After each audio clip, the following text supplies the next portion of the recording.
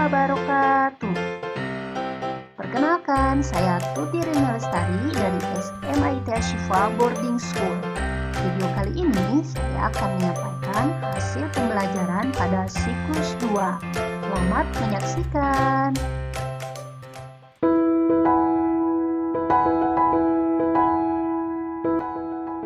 Baik, bismillahirrahmanirrahim. Assalamualaikum warahmatullahi wabarakatuh. Tolong diaktifkan kameranya ya. Elora, Maliha, Indonesia, Syafa. Baik, silakan diisi presensinya ya. Ini yang baru ngisi 5 orang. 5 orang yang baru ngisi. Baik, kita mulai saja pembelajaran kita dengan membacakan basmalah bersama-sama. Oke. Bismillahirrahmanirrahim. Pada pembelajaran kali ini kalian juga bisa di rumah bisa dapat datanya ya. Saya kirim linknya di chat.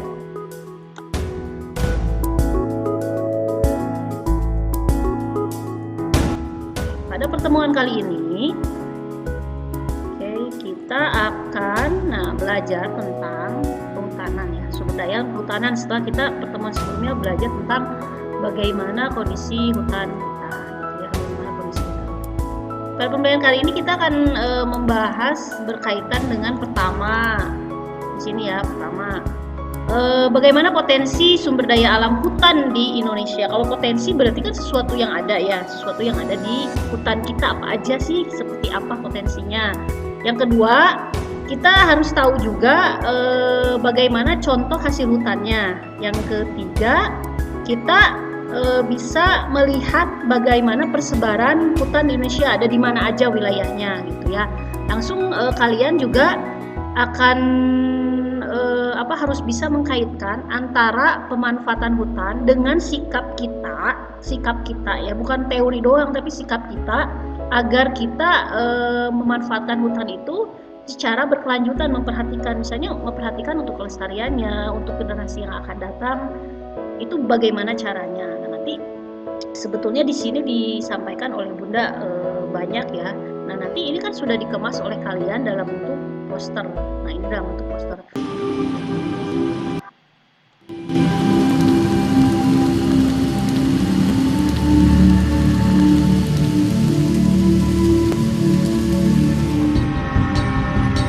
Indonesia terletak di lintasan garis khatulistiwa yang membentang dari Sumatera, Kalimantan hingga Papua. Keindahan alam Indonesia yang terdiri dari pesisir pantai, gugusan pulau-pulau, barisan pegunungan, dan hijaunya hutan belantara menjadikan Indonesia disebut sebagai jamrut khatulistiwa. Pertama, ada dari potensi hutan Indonesia itu kan banyak kebun, salah satunya dari kayu jati, Bun.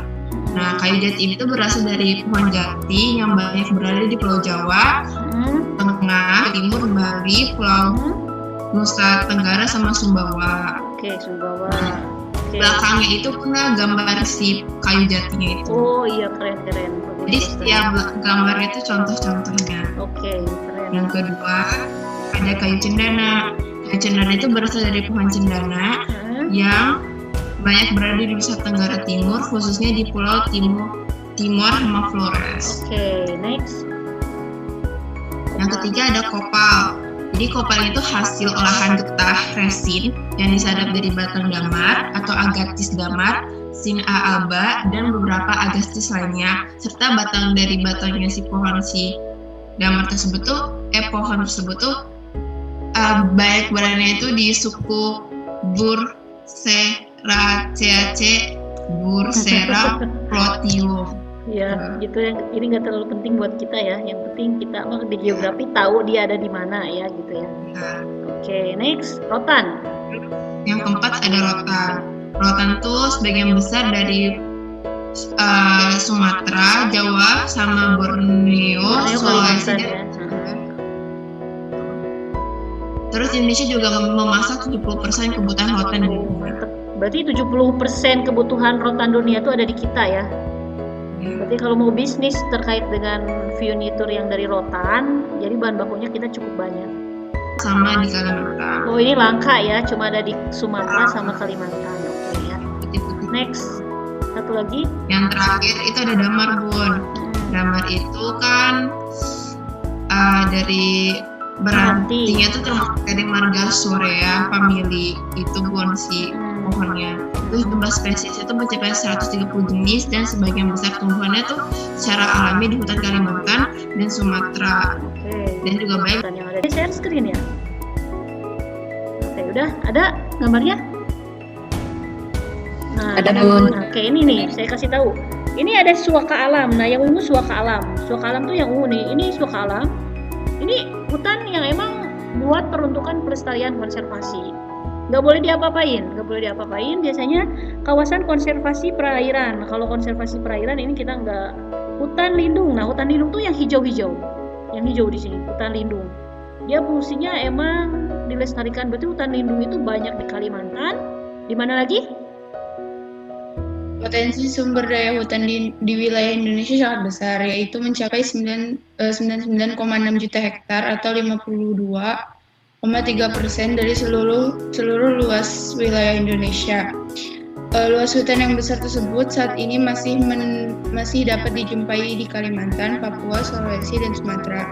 Di Jawa, luas hutan telah mengalami banyak penurunan karena terjadi alih fungsi untuk pertanian dan permukiman penduduk. Sementara itu di Sumatera dan Kalimantan banyak dijumpai alih fungsi hutan menjadi pertanian dan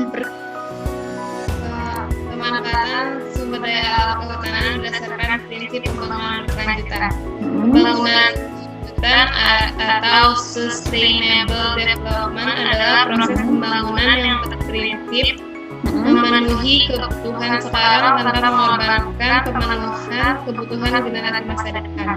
Oke. 5 prinsip pembangunan berkelanjutan yaitu equity, ekonomi, energi, ekologi, dan engagement. Oke. Next. Pengelolaan hutan. Kegiatan untuk memanfaatkan kawasan hutan, memanfaatkan jasa lingkungan, memanfaatkan hasil hutan kayu dan bukan kayu secara optimal dan adil untuk kesejahteraan masyarakat, adil dan lestari untuk sebesar-besarnya bagi kesejahteraan rakyat. Oke. Banyak sekali manfaat hutan untuk manusia, untuk lingkungan dan kehidupan. Lihat, kalau untuk manusia kan untuk kesehatan paru-paru, untuk mata pencaharian, kebutuhan sehari-hari, pangan dan lain-lain. Untuk lingkungan ada rumahnya, tempat flora fauna sebagai sumbangan air bersih, penyeimbang lingkungan. Sedangkan untuk kehidupan tuh aspek ekonomi, budaya dan sosial itu.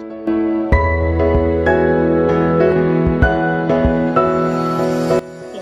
Ada yang bisa mau nyimpulin nggak? Siapa? Kesimpulannya hari ini tuh tentang hasil hutan Indonesia dan persebarannya. Jadi di Indonesia tuh sebenarnya banyak banget hutan yang bisa kita manfaatkan untuk kehidupan kita sehari, dan Indonesia tuh termasuk hasil produksi hutan paling termasuk terbesar juga di dunia. Oke, makasih. Betul ya tadi yang diungkapkan Maisha bahwa hutan Indonesia itu paling luas, bukan paling luas ya, termasuk hutan yang luas, dan menjadikan komoditi penghasilan kayunya itu komoditi yang cukup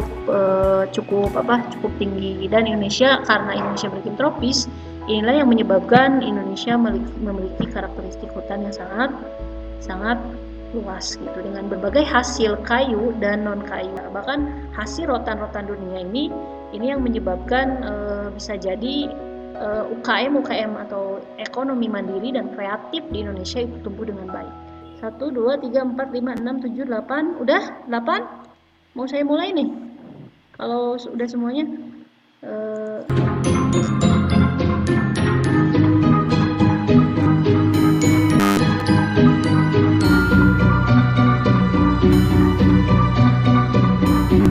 Oke, sekian pembelajaran kita pada hari ini. Kita tutup dengan hamdalah. Alhamdulillahirrabbilalamin. Dan doa akhir majelis, subhanakallahumma wa bihamdika, asyhadu alla ilaha illa anta, astaghfiruka wa atubu